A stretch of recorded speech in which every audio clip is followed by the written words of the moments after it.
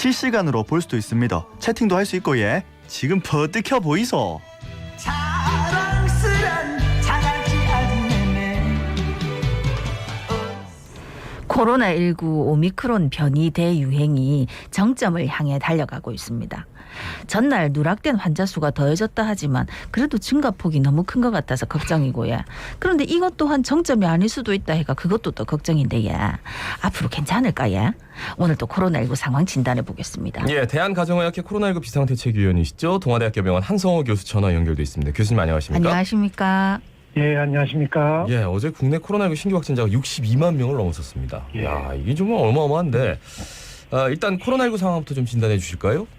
예, 어제 최다 수죠 62만 1000명대를 기록했는데, 물론 전날 보고가 누락된 7만 명이 추가됐, 그것을 뺀다면 실제로는 55만 명 정도의 발생이 현실적이지만, 예. 55만 명도 엄청난 숫자입니다. 숫자죠.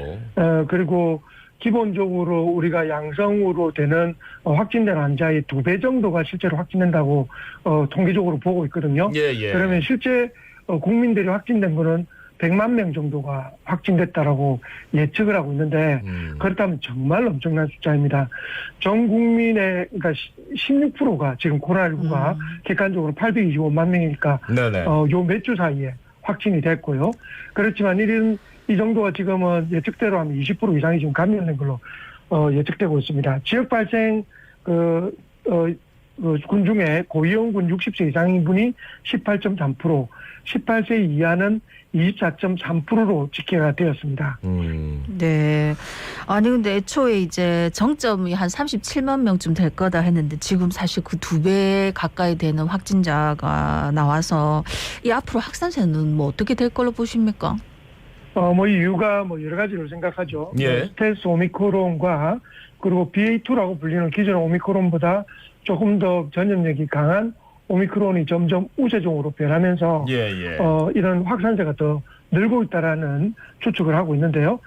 지금 우리나라의 경우에도 지난달에는 한 BA2가 17%였는데 최근 26% 정도로 증가한 경향이 보이고 있습니다.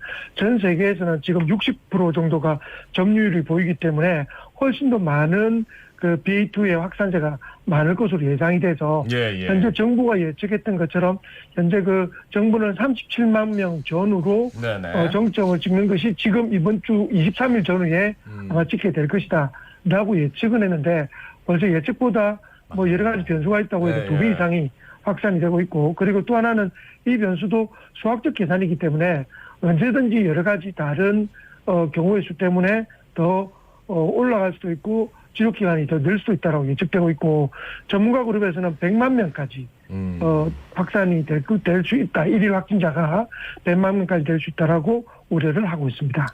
그러니까 전 국민이 다 한 번씩 걸리고 끝나지 않을까 이런 얘기도 하긴 합니다만, 이 정도라면 그 얘기가 실제로 이루어질 수도 있다라는 생각도 드는데, 그러니까 다른 나라랑 비교했을 때 정점에서 갑자기 이제 반감되는 그 시간을 따져서 지금 계산을 한 건데, 이거는 조금 당황스러울 것 같아요. 계산한 쪽에서는 어떤 이유가 있다고 보시는지요?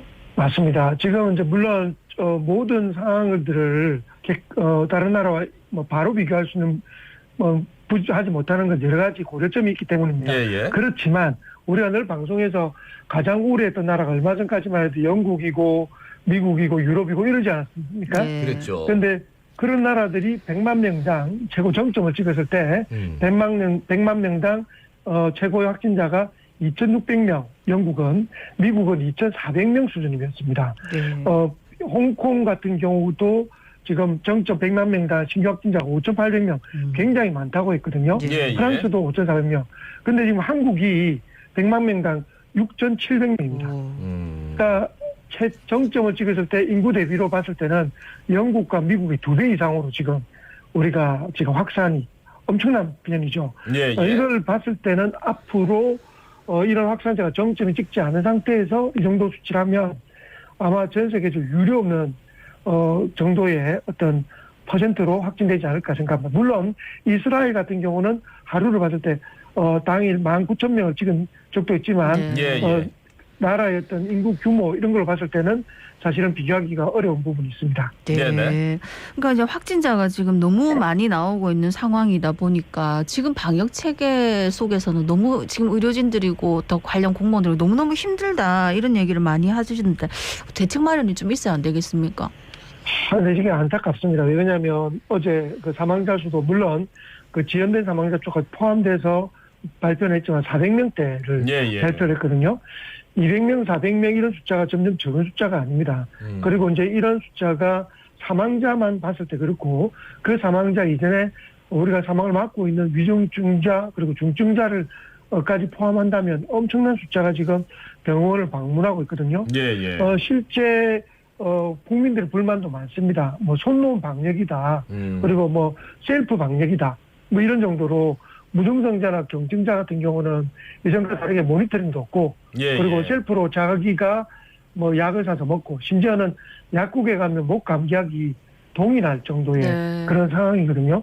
그리고 우리가 어린 아이를 둔 부모님들이 늘 걱정이실 건데 네네. 아이들이 열이 뭐 39도 이상이 나서 지금 코로나19 확진이 된 상태에서 병원을 찾을 때 갈 병원이 없고 그리고 발을 동동 구르는 그런 상태가 너무나 많습니다. 그래서 이제 이런 부분에 대해서 충분한 안내도 없고 뭐 급해서 보건소나 또는 119를 전화를 해도 전화 자체가 연결되지 않는 그런 엄청난 상황을 지금 겪고 있다는 건 사실 너무나 안타깝다고 생각이 됩니다. 예.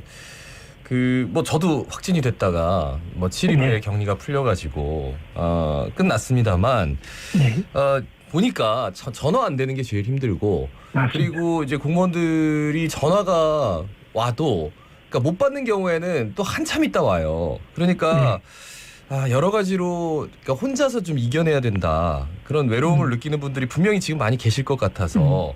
근데 그 16일 그러니까 정부가 코로나19 1급 감염병에서 제외하는 방안을 검토하겠다 이렇게 발표를 했단 말이죠.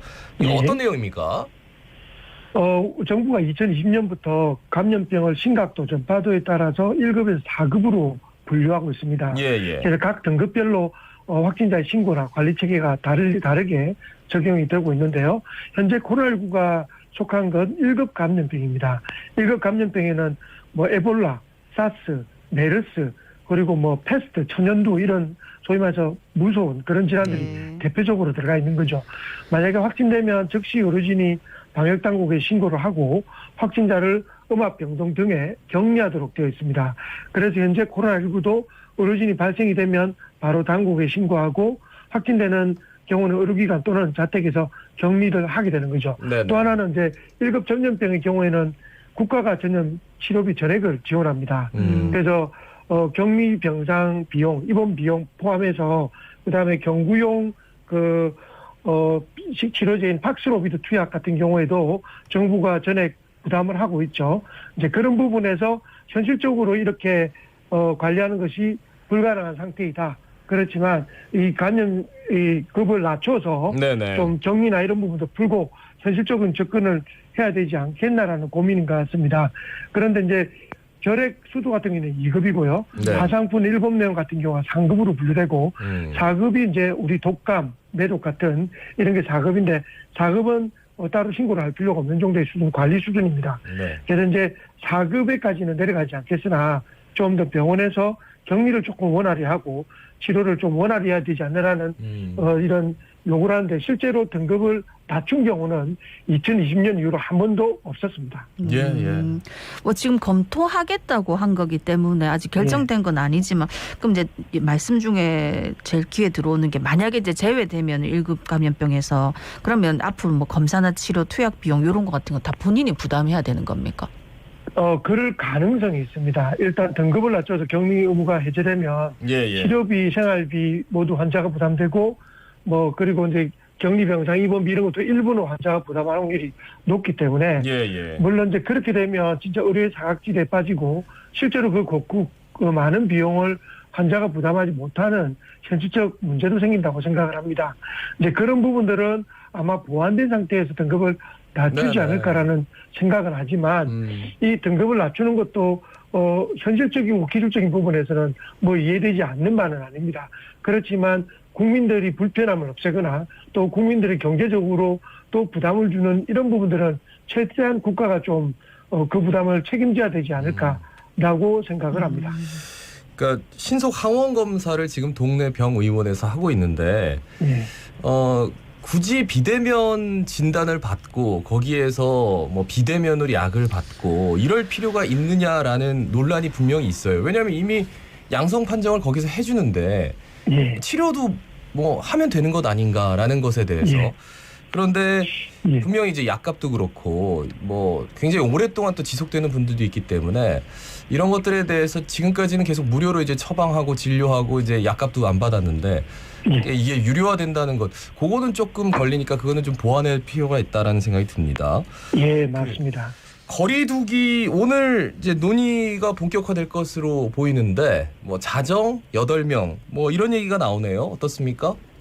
지금 이제 워낙 그 확산세가 크다 보니 아마 조정을 할 때도 완화를 원래는 좀 더 적극적 완화를 고려했던 것 같은데 예. 지금은 아마 소폭 완화, 뭐 자정 또는 8명 정도로 소폭 완화라는 쪽으로 방향을 잡고 있는 것 같습니다. 그런데 전문가 집단에서는 굉장히 우려하고 있습니다. 사실 뭐 8명, 12시면 거의 그냥 어떤 거리두기 정책 자체가 없다고 봐도 과언이 아닐 정도인데 예. 지금의 상황에서도 뭐 손놓기 방역이다. 그리고 이 확산세를 이대로 둔다면 결국은 모든 국민이 셀프로 그냥 앓고 지나가라는 뜻이 아니냐라는 이야기를 할 정도로 불만이 큰데 이런 부분들을 그냥 또 완화를 한다면 아마 뭐 그냥 걸릴 사람들 걸려라 라는 식의 어떤 사인을 보내는 것이 아닐까라고 생각을 하고요.